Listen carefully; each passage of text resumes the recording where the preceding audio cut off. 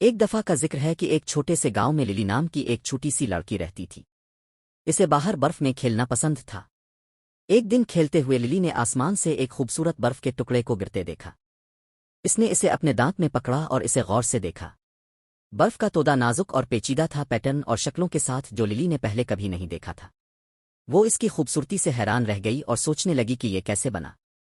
تبھی ایک دھیمی آواز نے للی سے کہا، ہیلو چھوٹا، آواز نے کہا، میرا نام سنو فلیک ہے، میں زمین سے اونچے آسمان میں پیدا ہوا تھا۔ للی حیران ہوئی۔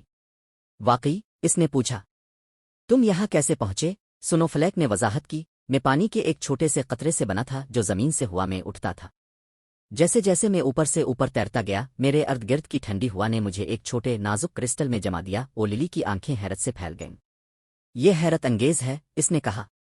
سنو فلیک نے جاری رکھا، جیسے جیسے میں ہوا میں تیرتا رہا مجھے بہت سے دوسرے برف کے تودے ملے، جن میں سے ہر ایک اپنے انداز میں منفرد اور خوبصورت تھا۔ ہم ناچتے اور ایک ساتھ گھومتے ہوا میں کھیلتے تھے۔ للی نے مسکراتے ہوئے برف کے تودوں کو ہوا میں رقص کرنے کا تصور کیا۔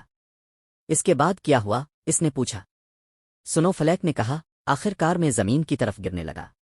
میں نے اپنے ارد گرد ہوا کا رش محسوس کیا اور میں نے زمین کو قریب سے قریب ہوتے دیکھا۔ للی نے اپنی سانس روک لی، باقی کہانی سننے کے لیے پرجوش تھی۔